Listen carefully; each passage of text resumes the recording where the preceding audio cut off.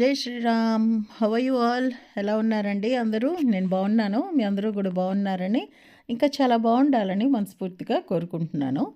ఏం లేదండి, ఇదేం సెలబ్రేషన్ ఏం కాదు. క్రిస్మస్ వస్తుంది కదా అని చెప్పి ఇంట్లో పిల్లలు కూడా ఈజీగా చేసుకునే, చాలా నచ్చుకునే ఒక కేక్. అంటే ఇది no bake, no oven cake ఇది. చాలా ఈజీగా చేసుకోవచ్చు అండ్ బాగుంటుంది. సంథింగ్ డిఫరెంట్, టేస్ట్ కూడా డిఫరెంట్గా ఉంటుంది. దీనికోసం నేను ఒక 300 గ్రామ్స్ డైజెస్టివ్ బిస్కెట్స్ తీసుకున్నానండి. డైజెస్టివ్ ఒకవేళ ఇంట్లో లేకపోతే మామూలుగా మ్యారీ బిస్కెట్స్, పార్లేజీ అలాంటివి కూడా తీసుకోవచ్చు. బట్ సాల్ట్ బిస్కెట్స్ ఉండకూడదు, స్వీట్ బిస్కెట్సే అయి ఉండాలి. అవి ఒక బౌల్లో ఇలా వేసుకుని వాటిని చిన్న ముక్కల కింద మనం చేతితోటి కట్ చేసుకోవాలన్నమాట. ఎందుకంటే మిక్సీలో అది వేస్తే పొడి పొడి అయిపోతుంది. మనకి పొడి వద్దు, ముక్కలు ముక్కల్లాగానే మనకి బిస్కెట్లు కావాలి. మరీ పెద్ద ముక్కలు వద్దు, మరీ చిన్నవి వద్దు, మీడియం సైజు ముక్కల కింద చేతితోటే ఇలా తుంపేసుకుని పెట్టుకోవాలి. ఇదిగో ఇలాగా. సో ఇప్పుడు మనం డార్క్ చాక్లెట్ కాంపౌండ్ ఉంటుంది కదా, అది తీసుకోవాలన్నమాట.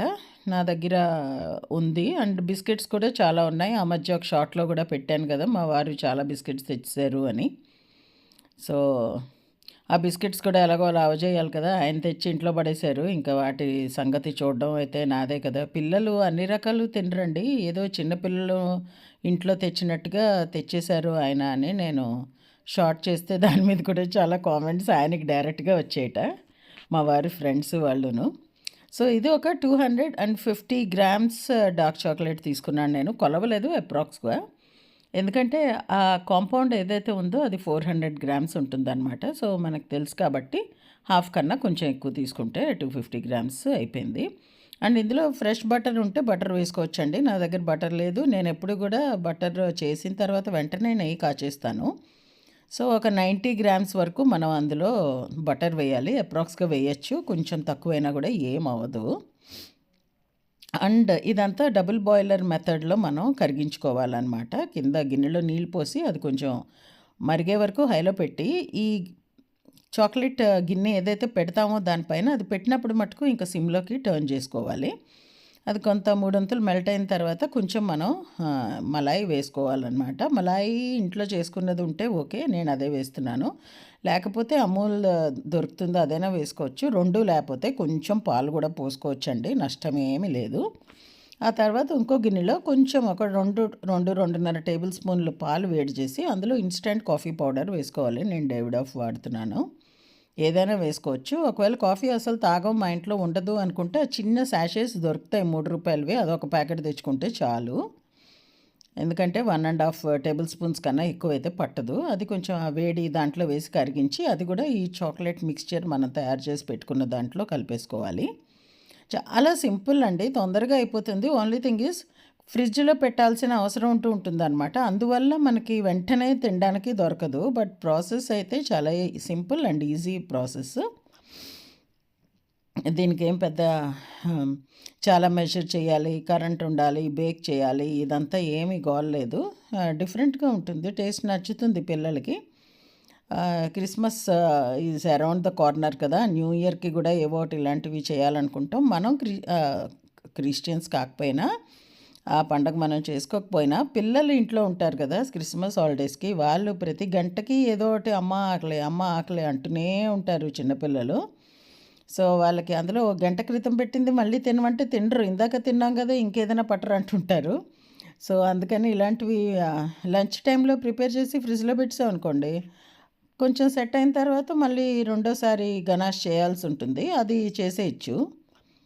సో పనిలో పనిగా చేసేసుకునే వస్తువు అన్నమాట ఇది. స్పెషల్గా దానికోసం ఇంకా టైం ఏమి మనం చూసుకోక్కర్లేదు, వెతుక్కోక్కర్లేదు.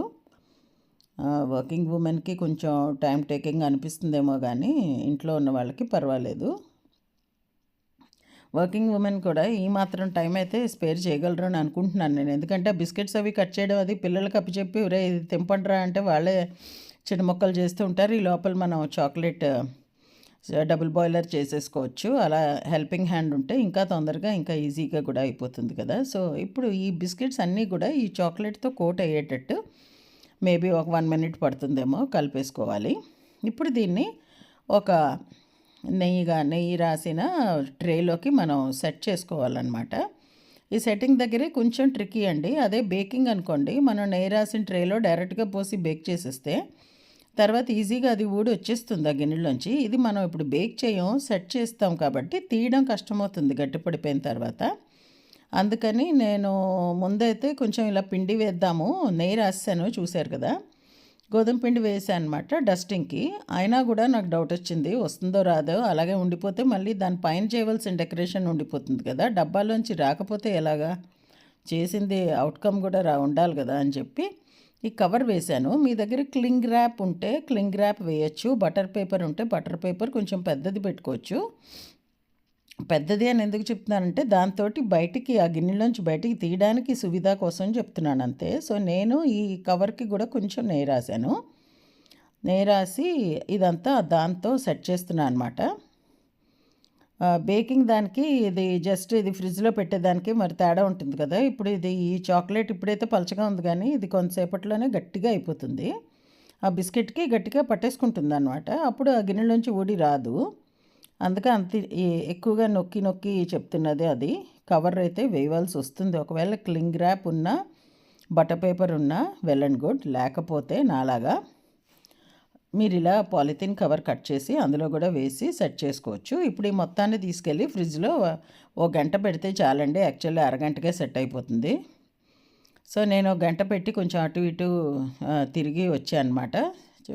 వచ్చేటప్పటికి మంచిగా సెట్ అయింది. ఇప్పుడు అది తీసేయచ్చు, మనకి ఇప్పుడు ఆ కవర్ అవసరం లేదు. ఇప్పుడు ఒక ప్లేట్ మీద పెట్టేసుకోవచ్చు మనము.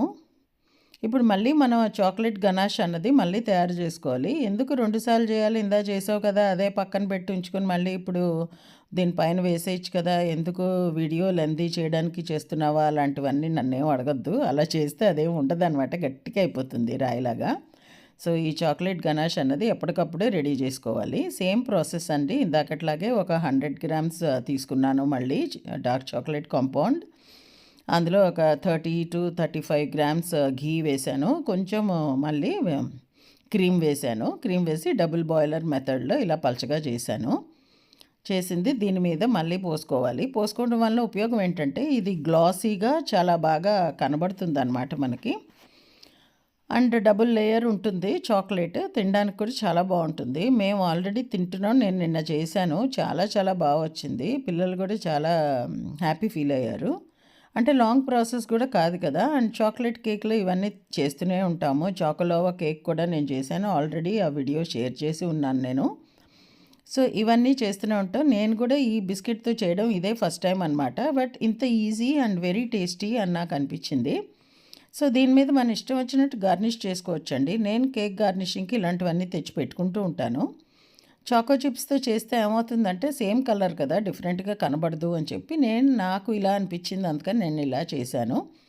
మీరు టూటీ ఫ్రూటీతో చేసుకోవచ్చు, లేకపోతే కొంచెం ఇలా సన్నగా జీలకర్రలాగా వస్తుంటాయి ఇలా చిన్న చిన్న మల్టీ కలర్డ్ గ్రెయిన్స్ లాంటివి, సోంఫ్ ఉంటుంది అనుకుంటా లోపల, అలాంటివి ఉంటే అవి చేయొచ్చు. జెమ్స్ ఉంటే జెమ్స్తో చేసుకోవచ్చు, చెర్రీస్తో చేసుకోవచ్చు. ఇంకా అవన్నీ మన ఇష్టం, ఇమాజినేషన్కి లిమిట్ ఏం లేదు కదా. సో ఇది గట్టిగా ఉంటే ఆ చాకుని కొంచెం వేడి నీళ్ళలో ముంచి తీసుకుని అప్పుడు కట్ చేసుకోవచ్చు. ఇదైతే అంత గట్టిగా అయిపోలేదు, చాలా చాలా బాగుందన్నమాట.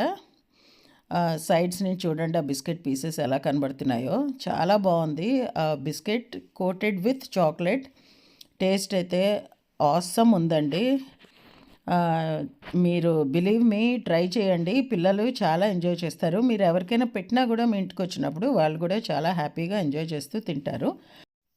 సో ఇదండి ఈరోజు మా వీడియో. మీకు నచ్చింది అనుకుంటా. నచ్చితే please like, share, hype, comment and subscribe to my channel Varahi world. Signing off for today folks. జై హింద్.